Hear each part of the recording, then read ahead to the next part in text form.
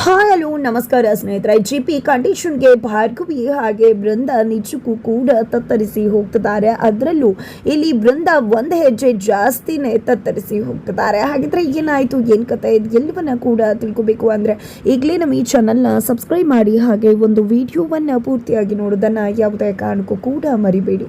ಇಲ್ಲಿ GP ಪಾಟೀಲ್ ಅವರ ಸ್ನೇಹಿತರು ಮನೆಗೆ ಬಂದದ್ದೇ GP ಪಾಟೀಲ್ ಆಲೋಚನೆ ಬದಲಾಗಿಬಿಟ್ಟಿದೆ.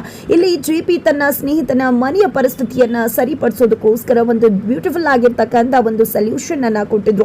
ಆ ಒಂದು ಸೊಲ್ಯೂಷನ್ ನಿಜಕ್ಕೂ ಕೂಡ ಅವರಿಗೆ ಇಚ್ಛೆ ಆಗಿತ್ತು. ಅದೇ ಒಂದು ಸೊಲ್ಯೂಷನ್ ತನ್ನ ಮನೆಯಲ್ಲೂ ಕೂಡ ವರ್ಕೌಟ್ ಆಗಬಹುದು ಅಂತ ಹೇಳಿ GPಗೆ ಅನ್ಸುತ್ತೆ. ಹಾಗಾಗಿ ಮಕ್ಕಳ ಜೊತೆ ಸುಸೇಂದ್ರ ಜೊತೆ ಮಾತನಾಡಬೇಕು ಅಂತ ಹೇಳಿ ತೀರ್ಮಾನವನ್ನ ಮಾಡ್ಕೋತಾರೆ GP ಪಾಟೀಲ್.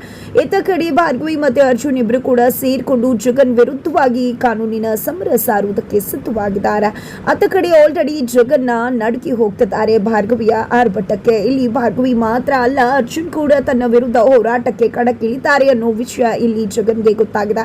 ವಿಷಯ ಗೊತ್ತಾಗಿದೆ, ತನ್ನ ಆಡಿಸಿದಂತ ಹುಡುಗ ಅರ್ಜುನ್ ಯಾವ ರೀತಿ ಇದ್ದಾನೆ ಅನ್ನೋ ವಿಷಯ ಇಲ್ಲಿ ಜಗನ್ಗೆ ಗೊತ್ತಿರೋದ್ರಿಂದ ನಿಜಕ್ಕೂ ಈ ಬಾರಿ ಇಲ್ಲಿ ಭಾರ್ಗವಿ ಸಮೇತ ಅರ್ಜುನನ್ನ ಎದುರಿಸಬೇಕಾಗಿರೋದ್ರಿಂದ ಇಲ್ಲಿ ನಡುಕ ಹುಟ್ಟಿಸ್ಬಿಟ್ಟಿದೆ ಜಗನ್ ಮನದಲ್ಲಿ ಅಂತಾನೆ ಹೇಳ್ಬೋದು. ಹಾಗಿದ್ರೆ ಫೈನಲಿ ಇಲ್ಲಿ ಭಾರ್ಗವಿ ಒಂದು ಹೆಜ್ಜೆಯಲ್ಲಿ ಜೈಬೀರಿ ಬಾರಿಸಿದ್ದಾರೆ ಅಂತಾನೆ ಹೇಳ್ಬೋದು. ಆದ್ರೆ ಎಲ್ಲದಕ್ಕೂ ಕೂಡ ಫುಲ್ ಸ್ಟಾಪ್ ಇಡುವುದಕ್ಕೆ GP ಪಾಟೀಲ್ ಮುಂದಾಗ್ತಿದ್ದಾರೆ. ಇಲ್ಲಿ GP ಪಾಟೀಲ್ ಅವರು ಅರ್ಜುನ್ ಮತ್ತೆ ಭಾರ್ಗವಿ ಬರ್ತಿದ್ದಾಗೇನೆ ಇಲ್ಲಿ ಚರಣ್ಣನ ಕೂಡ ಕರೀತಾರೆ. ಇದರ ನಡುವೆ ಅರ್ಜುನ್ ಮತ್ತೆ ಭಾರ್ಗವಿ ನಾವು ನಿಮ್ಮ ಜೊತೆ ಮಾತಾಡಬೇಕಾಗಿದೆ ಒಂದು ವಿಷಯವನ್ನ ಮಾವ ಅಂತ ಹೇಳಿ ಕೇಳ್ಕೋತಾರೆ. ಖಂಡಿತ ನಾನು ಕೂಡ ನಿಮ್ಮ ಹತ್ರ ವಿಷಯ ಮಾತನಾಡಬೇಕಾಗಿದೆ. ಅದಕ್ಕೂ ಮುನ್ನ ನೀವು ಏನು ಮಾಡ್ತಿದ್ರಾ, ಜಗನ್ ವಿರುದ್ಧವಾಗಿ ಕೇಸ್ ಹಾಕಿದ್ರ ಅಂತ ಹೇಳಿ GP ಪ್ರಶ್ನೆಯನ್ನ ಮಾಡ್ತಾರೆ. ಹೌದು ಡ್ಯಾಡ್, ನಾನೇ ಮತ್ತೆ ಭಾರ್ಗವಿ ಸೇರ್ಕೊಂಡು ಜಗನ್ ಚಿಕ್ಕು ವಿರುದ್ಧ ಕೇಸ್ ಆಗಿತ್ತು. ಅವರ ಆರ್ಭಟ ಜೋರಾಗಿದೆ, ಅವರ ನಡವಳಿಕೆ ಮಿತಿ ಮೀರಿ ಹೋಗ್ತಿದೆ. ಅದೇ ಕಾರಣಕ್ಕೆ ಅದಕ್ಕೆಲ್ಲ ಕಾಮು ಹಾಕಬೇಕು ಅಂತಾನೆ ನಾವು ಕೇಸ್ ಹಾಕಿದ್ದು. ನಿಮ್ಮ ಆಸ್ತಿ ಮತ್ತೆ ಮನೆಯನ್ನ ದೊರಕಿಸ್ಕೊಡುವುದು ನಮ್ಮ ಜವಾಬ್ದಾರಿ. ಖಂಡಿತವಾಗ್ಲೂ ಅದನ್ನ ನಿಮ್ಗೆ ವಾಪಸ್ ಕೊಡಿಸ್ತೀವಿ ಅಂತ ಹೇಳಿ ಇಲ್ಲಿ ಅರ್ಜುನ್ ಮತ್ತೆ ಭಾರ್ಗವಿ ತಿಳಿಸ್ತಾರೆ. ಆದ್ರೆ ಇತ್ತ ಕಡೆ GP ಪಾಟೀಲ್ ಅದಕ್ಕೆ ಸಿಡಿದಿರ್ತಾರೆ. ಯಾರು ಹೇಳಿದ್ದು ನಿಮ್ಗೆ ಆ ಒಂದು ಆಸ್ತಿ ಮನೆ ನನಗೆ ಬೇಕು ಅಂತ ಕೇಳಿದ್ದ? ನಾನೇ ಹೇಳಿದ್ದೆ ಅಲ್ವಾ ನಿಮ್ಗೆ ಯಾವುದೇ ಕಾರಣಕ್ಕೂ ಕೂಡ ಜಗನ್ ವಿರುದ್ಧವಾಗಿ ನೀವು ಕೇಸ್ ಹಾಕಬಾರ್ದು ಅಂತ. ಮತ್ತಿನ್ ಯಾಕೆ ನೀವು ಕೇಸ್ ಹಾಕಿದ್ದು? ನನಗೆ ಅದರ ಅವಶ್ಯಕತೆ ಇಲ್ಲ ಅಂದಮೇಲೆ ನಿಮ್ಗೆ ಯಾಕೆ ಬೇಕಾಗಿದೆ? ಅವನು ನನ್ನ ತಮ್ಮ ನನ್ನ ಮನೆ ಇಟ್ಕೊಂಡಿದ್ದಾನೆ ಅಂದ್ರೆ ಅವನಿಗೆ ಅದು ಆಸೆ ಆಗಿರ್ಬೋದು, ಇಟ್ಕೊಳ್ಳಿ ಬಿಡಿ, ಅದ್ರಲ್ಲಿ ನನ್ಗೆ ಯಾವುದೇ ರೀತಿ ಸಮಸ್ಯೆ ಇಲ್ಲ. ನನ್ನ ತಮ್ಮ ದುಡ್ಡು ತಗೊಂಡಿದ್ದಾನೆ ಅಂದ್ರೆ ಪರವಾಗಿಲ್ಲ, ಅವನ ಕಷ್ಟಕ್ಕೆ ಅದು ಆಗತ್ತೆ ಅಂದ್ರೆ ನನ್ನಲ್ಲಿ ಏನೂ ಕೂಡ ಅದರಲ್ಲಿ ನನ್ನ ಅಭ್ಯಂತರ ಇಲ್ಲ. ನನಗೆ ಪ್ರಾಬ್ಲಮ್ ಇಲ್ಲ ಅಂದಮೇಲೆ ನಿಮ್ಗೆ ಏನು ಆಗಬೇಕು, ಯಾಕೆ ಕೇಸ್ ಹಾಕಿದ್ರ ಅಂತ ಹೇಳಿ GP ಪಾಟೀಲ್ ಮಗ ಮತ್ತೆ ಸುಸಿಯನ್ನ ಪ್ರಶ್ನೆ ಮಾಡ್ತಿದ್ದಾರೆ. ಎತ್ತ ಕಡೆ ಅರ್ಜುನ್ ಮತ್ತೆ ಭಾರ್ಗವಿ ದಯವಿಟ್ಟು ಅರ್ಥ ಮಾಡ್ಕೊಳ್ಳಿ, ಯಾಕೆ ನಿಮ್ಗೆ ಅರ್ಥ ಆಗ್ತಿಲ್ಲ? ಅವ್ರು ನಿಮ್ಗೆ ಮೋಸ ಮಾಡಿದ್ದಾರೆ, ಇಷ್ಟೆಲ್ಲ ಮೋಸ ಮಾಡಿಸ್ಕೊಂಡು ಇರಬೇಕಾ? ಅದಕ್ಕೇನೆ ನಾವು ಕಾನೂನಿನ ಸಮರ ಸಾರಿರುವುದು. ಖಂಡಿತವಾಗ್ಲೂ ನಿಮ್ಗೆ ಆ ಮನೆ ಬೇಕಾಗಲ್ವಾ? ನೀವು ಕಷ್ಟಪಟ್ಟು ಕಟ್ಟಿರೋ ಮನೆ ಅದು. ನಿಮ್ಮ ಆಸೆ ಕನಸುಗಳು ಎಲ್ಲವೂ ಕೂಡ ಅದರಲ್ಲಿದೆ. ಅಂಥದ್ರಲ್ಲಿ ನೀವು ಆ ಮನೆಯನ್ನ ಬೇಡ ಅಂದ್ರೆ ಹೇಗೆ? ಖಂಡಿತವಾಗ್ಲೂ ನಾನು ಮತ್ತೆ ಅರ್ಜುನ್ ಇಬ್ರು ಕೂಡ ಹೋರಾಟ ಮಾಡಿ ಆ ಮನೆಯನ್ನ ನಿಮ್ಗೆ ದೊರಕಿಸ್ಕೊಡ್ತೇವೆ. ಈ ಬಾರಿ ನಾನು ಮಾತ್ರ ಅಲ್ಲ, ಅರ್ಜುನ್ ಕೂಡ ಕಣಕ್ಕಿಳಿದಿದ್ದಾರೆ ಅಂತ ಹೇಳಿ ಭಾರ್ಗವಿ GP ಹತ್ರ ಹೇಳ್ತಾರೆ. ಬಟ್ GPದಂತೂ ಒಂದೇ ವಿಷಯ, ಯಾವುದೇ ಕಾರಣಕ್ಕೂ ನಾನು ಹೇಳೋ ತನಕ ನೀವು ಈ ಕೇಸನ್ನು ಮುಂದುವರಿಸಬಾರ್ದು, ಈ ಕೇಸನ ವಿಷಯವನ್ನ ಕೂಡ ಇಲ್ಲೇ ಬಿಟ್ಬಿಡ್ಬೇಕು ಅಂತ ಹೇಳಿ. ನೀವು ಯಾಕೆ ರೀತಿ ನಡ್ಕೋತಾ ಇದ್ದೀರಾ ಅಂತಾನೆ ಗೊತ್ತಾಗ್ತಿಲ್ಲ ಅಂತ ಹೇಳಿ ಮಕ್ಕಳು ಸೊಸೆ ಎಲ್ಲರೂ ಕೂಡ ಕೇಳ್ತಾರೆ. ಅದಕ್ಕೆ GP ಹೇಳುದು, ನನಗೆ ಆ ಮನೆ ಅವಶ್ಯಕತೆನೇ ಇಲ್ಲ, ಆ ಮನೆ ಯಾತಕ್ಕೆ ಬೇಕು? ಆ ಮನೆಗೆ ಹೋದ್ರೆ ನಾನು ನೆಮ್ಮದಿ ಆಗಿರ್ತೀನಿ ಅಂತ ಹೇಳಿದ್ ಯಾರು? ಆ ಮನೆಯಲ್ಲಿ ಇದ್ದಷ್ಟು ದಿನ ನನಗೆ ನೆಮ್ಮದಿನೇ ಇರಲಿಲ್ಲ. ನಾನು ನಿಜವಾಗ್ಲೂ ಕೂಡ ನೆಮ್ಮದಿ ಆಗಿರೋದು ಈ ಮನೆಯಲ್ಲಿ. ಆ ಮನೆಗೆ ಹೋದ್ರೆ ನಾನು ನೆಮ್ಮದಿ ಆಗಿರ್ತೀನಿ ಅನ್ನಿಸ್ತಿಲ್ಲ. ಈ ಮನೆಯಲ್ಲಿ ನಾವು ಎಲ್ಲರೂ ಕೂಡ ಒಗ್ಗಟ್ಟಾಗಿದ್ದೀವಿ, ಖುಷಿಯಿಂದ ಇದ್ದೀವಿ. ಆದ್ರೆ ಆ ಮನೆಗೆ ಹೋದಾಗ ಈ ಖುಷಿ ಒಗ್ಗಟ್ಟು ಎಲ್ಲ ಹೊಡೆದೋಗುತ್ತೇನೋ ಅನ್ನೋ ಭಯ ನನ್ನನ್ನು ಕಾಡ್ತದ. ಅದಕ್ಕೋಸ್ಕರನೇ ಹೇಳ್ತಿದ್ದೀನಿ, ಯಾವುದೇ ಕಾರಣಕ್ಕೂ ಕೂಡ ಆ ಒಂದು ಕೇಸನ್ನ ಮುಂದುವರಿಸಬೇಡಿ ಅಂತ GP ಹೇಳ್ತಾರೆ. ಬಟ್ ಅರ್ಜುನ್ ಮತ್ತೆ ಭಾರ್ಗವಿ ಕನ್ವಿನ್ಸ್ ಮಾಡ್ತಾರೆ GP ಪಾಟೀಲ್ರನ್ನ.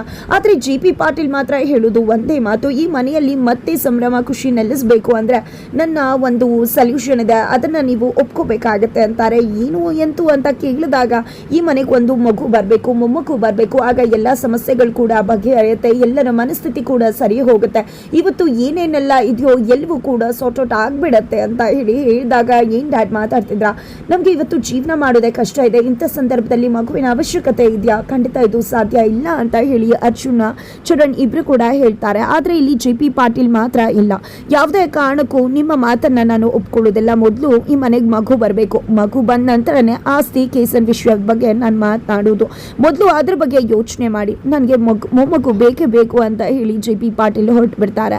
ಎತ್ತ ಕಡೆ ಬೃಂದ ಅಮ್ಮನ ಹತ್ರ ಮಗು ವಿಷಯವನ್ನ ಮಾತಾಡಿದ್ರು, ಅವರು ಅವರ ಅಕ್ಕಪಕ್ಕದವ್ರ ಹತ್ರ ವಿಷಯವನ್ನ ಮಾತಾಡಿದ್ದಾರೆ. ಅವ್ರು ಬಂದು ಬೃಂದ ಹತ್ರ ಏನು ನೀನು ಪ್ರೆಗ್ನೆಂಟ್ ಆಗಿದೆಯಾ, ಮೊದಲು ನೀನೇ ಮಗುನ ಕೊಟ್ರೆ ಖಂಡಿತವಾಗ್ಲೂ ಅದೇ ಮೊಮ್ಮಗು ಮೇಲೆ ಮನೆಯವ್ರಿಗೆ ಜಾಸ್ತಿ ಪ್ರೀತಿ ಇರುತ್ತೆ, ಆಮೇಲೆ ಬರೋ ಮೊಮ್ಮಕ್ಕಳಿಗೆ ಈ ಒಂದು ಪ್ರೀತಿ ಇರುವುದಿಲ್ಲ, ನೀನು ನಿಜವಾಗ್ಲೂ ಅದೃಷ್ಟ ಮಾಡಿದೆ ಬೃಂದ ಅಂತ ಹೇಳ್ತಾರೆ. ಇದು ಕೂಡ ಬೃಂದ ತಲೆಗೆ ಕುತ್ಕೊಂಡ್ಬಿಡುತ್ತೆ. ಬೃಂದ ಆಲ್ರೆಡಿ ಮಾವ ಯಾವಾಗ ನನ್ನ ಮೊಮ್ಮಗಗೆ ಆಸ್ತಿ ಬರಿತೀನಿ ಅಂದ್ರೋ ತಾನೇ ಮೊದಲು ಮೊಮ್ಮಗು ಕೊಡಬೇಕು, ಮಗು ವಾರಸ್ದಾರ ಆಗಬೇಕು, ಆಗ ನಾನು ಮಹಾರಾಣಿ ಆಗ್ತೀನಿ ಅಂತ ಕನಸು ಕಾಣ್ತಿದ್ರು.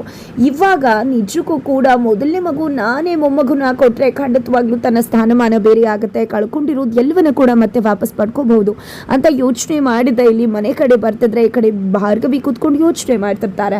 ಯಾಕೆ ರೀತಿ ಕೂತಿದ್ಯಾ ಅಂದಾಗ ಅದು ನಾನು ಕೇಸ್ ಹಾಕಿದ್ದೆ ಜಗನ್ ಮಾವನ ವಿರುದ್ಧ, ಆದರೆ ಮಾವ ಬೇಡ ಅನ್ಬಿಟ್ರು ಅಂದಾಗ ಮಾವ ಹೇಳಿದ್ರು ಅಂತ ಸುಮ್ಮನೆ ಇರಬೇಡ, ಕೇಸ್ ಗೆಲ್ಲು, ಖಂಡಿತ ಮತ್ತೆ ನಮಗೆ ಆಸ್ತಿ ವಾಪಸ್ ಮನೆ ವಾಪಸ್ ಸಿಗತ್ತೆ, ನೀನು ಹೇಳಿದಾಗೆ ಪಾಪ ಮಾವ ಕಳ್ಕೊಂಡಿರೋದು ಅವ್ರಿಗೆ ಸಿಗ್ಲೇಬೇಕಲ್ವಾ ಅಂತ ಬೃಂದ ಹೇಳಿದಾಗ ಹೌದು ಅಕ್ಕ ನೀನು ಹೇಳೋದು ಸರಿನೇ, ಆದರೆ ಮಾವ ಮೊಮ್ಮಗು ಬೇಕು, ಆನಂತರ ಅದ್ರ ಬಗ್ಗೆ ಯೋಚನೆ ಮಾಡೋಣ ಅಂತ ಹೇಳ್ತಿದ್ದಾರೆ ಅಂದಾಗ ಈ ಕಡೆ ಬೃಂದಾಗೆ ತುಂಬ ಬೇಜಾರು ಆಗ್ಬಿಡುತ್ತೆ. ಬಿಕಾಸ್ ಯಾವುದೇ ಕಾರಣಕ್ಕೂ ಈ ವಿಷಯ ಭಾರ್ಗವಿಗೆ ಗೊತ್ತಾಗಬಾರ್ದು ಅಂತ ಬೃಂದ ಅನ್ಕೊಂಡಿದ್ರು. ಬಟ್ ಇಲ್ಲಿ ಭಾರ್ಗವಿಗೆ ಗೊತ್ತಾಗಿದ್ದೇ ಇಲ್ಲ, ಫಸ್ಟ್ ನಾನೇ ಮೊಮ್ಮಗು ಕೊಡಬೇಕು ಅನ್ಕೊಂಡಿದ್ದೆ. ನೋಡು ಭಾರ್ಗವಿ, ನೀನು ಕೇಸ್ ಬಗ್ಗೆ ಕಾನ್ಸಂಟ್ರೇಟ್ ಮಾಡು, ಮಗು ವಿಷಯ ನನಗೆ ಬಿಡು, ನಾನು ಮೊಮ್ಮಗು ಕೊಡ್ತೀನಿ, ಪಾಪ ನೀನು ಇನ್ನೂ ಕೂಡ ಚಿಕ್ಕವಳು, ಜೊತೆಗೆ ನೀನು ಇನ್ನೂ ಕೂಡ ಬೆಳಿಬೇಕು, ಎಲ್ಲವನ್ನ ಕೂಡ ಮಾಡಬೇಕು, ಅಚೀವ್ ಮಾಡಬೇಕಾಗಿದೆ, ನೀನು ಅದ್ರ ಬಗ್ಗೆ ಗಮನ ಹರಿಸು, ನಾನಿಲ್ಲ ಅಕ್ಕ ತಾನೆ, ನಾನು ನೋಡ್ಕೋತೀನಿ ಅಂತ ಹೇಳಿ ಬೃಂದ ಹೇಳ್ತಾರೆ. ಆದರೆ ಅತ್ತ ಕಡೆ ಭಾರ್ಗವಿ ಅದರದ್ದೇ ಬಗ್ಗೆ ಯೋಚನೆ ಮಾಡ್ತಾ ಅರ್ಜುನ್ ಬಳಿಗೆ ಹೋಗಿ ಅದೇ ವಿಷಯವನ್ನ ಮಾತಾಡ್ತಾರೆ. ಬಟ್ ಅರ್ಜುನ್ ಮಾತ್ರ ಯಾವುದೇ ಕಾರಣಕ್ಕೂ ಅದು ಸಾಧ್ಯ ಇಲ್ಲ ಅಂತ ಹೇಳ್ತಾರೆ.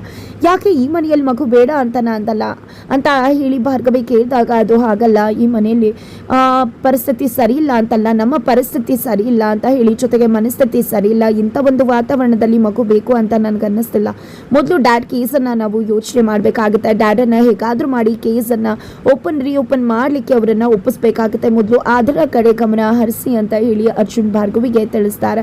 ಈ ಕಡೆ ಭಾರ್ಗವಿ ಎಷ್ಟು ಕನ್ವಿನ್ಸ್ ಮಾಡಿದ್ರು ಕೂಡ ಅರ್ಜುನ್ನ ಒಂದು ನಿರ್ಧಾರ ಬದಲಾಗ್ತಿಲ್ಲ. ಅದ ಕಡೆ ಬೃಂದ ಚರಣ್ ಹತ್ರ ಮಗು ವಿಷಯ ಮಾತನಾಡ್ತಾರೆ. ಅಪ್ಪ ಏನು ಸ್ಟ್ರೆಸ್ಸಲ್ಲೇ ಹೇಳಿರ್ತಾರೆ, ಸುಮ್ಮನೆ ಏನೇನೋ ಮಾತಾಡ್ಬೇಡ ಬೃಂದ ಅಂದಾಗ ಇಲ್ಲ ನಾನು ಮತ್ತೆ ಭಾರ್ಗವಿ ಇಬ್ರು ಕೂಡ ಮೊಮ್ಮಗು ಕೊಡಬೇಕಾಗಿದೆ, ಆದರೆ ಈ ಒಂದು ಮೊಮ್ಮಗಿನ ಒಂದು ಟಾಸ್ಕ್ನಲ್ಲಿ ನಾನೇ ಗೆಲ್ಲಬೇಕಾಗತ್ತೆ, ನಾನೇ ಪ್ರೈಸ್ ಗೆಲ್ಲಬೇಕಾಗತ್ತೆ, ನಾನೇ ಮುಂದೆ ಓಡಬೇಕು, ಹಾಗೆ ನೀನು ಯಾವಾಗಲೂ ಕೂಡ ಡಯಟಲ್ಲೇ ಇರಬೇಕು ಅಂತ ಹೇಳಿ ಗಂಡನ ತಲೆಯನ್ನು ತಿಂತಿದ್ದಾರೆ ಬೃಂದ. ಈ ಕಡೆ ಭಾರ್ಗವಿ ಅರ್ಜುನನ್ನ, ಈ ಕಡೆ ಬೃಂದ ಚರಣ್ಣ ಇಬ್ಬರೂ ಕೂಡ ಅವರ ಗಂಡಂದಿರನ್ನ ಇದೇ ಮಗು ವಿಷಯ ಕೇಳ್ತಾ ಅವರ ತಲೆಯನ್ನೇ ಕೆಡಿಸ್ಬಿಟ್ಟಿದ್ದಾರೆ. ಹಾಗಾಗಿ ಅಣ್ಣ ತಮ್ಮದಿರು ಇಬ್ರು ಕೂಡ ಮಾತಾಡ್ಕೊಂಡು ಏನು ಮಾಡೋದು ಅಂತಾನೆ ಗೊತ್ತಾಗ್ತಿಲ್ಲ. ಡ್ಯಾಡ್ ಹೇಳಿದಾಗಿಂದ ಮಗು ವಿಷಯನೇ ಮಾತಾಡ್ತಿದ್ದಾರೆ, ನಮ್ಮ ಕಷ್ಟ ಅವ್ರಿಗೆ ಎಲ್ಲ ಅರ್ಥ ಆಗುತ್ತೆ ಅಂತ ಹೇಳಿ ಫುಲ್ ರಿಬಲ್ ಆಗಿಬಿಟ್ಟಿದ್ದಾರೆ. ಹಾಗಿದ್ರೆ ಮುಂದೇನಾಗತ್ತೆ, ಇಲ್ಲಿ JP ಕೇಸ್ ಹಾಕಲಿಕ್ಕೆ ಒಪ್ಕೋತಾರೆ. ಈ ಕಡೆ ಭಾರ್ಗವಿ ಮತ್ತೆ ಅರ್ಜುನ JPಯನ್ನು ಕೇಸ್ ಹಾಕ್ಸೋ ವಿಷಯವಾಗಿ ಒಪ್ಪಿಸ್ತಾರೆ. ಆ ಕಡೆ ಬೃಂದ ಮತ್ತಿನ್ನೇನು ಎಡವಟ್ಟು ಮಾಡ್ಬೋದು ಮಗು ವಿಷಯದಲ್ಲಿ, ಏನಾಗುತ್ತೆ ತಿಳ್ಕೊಬೇಕು ಅಂದರೆ ಮುಂದಿನ ವಿಡಿಯೋಗೆ ವೇಟ್ ಮಾಡೋದನ್ನು ಮರಿ.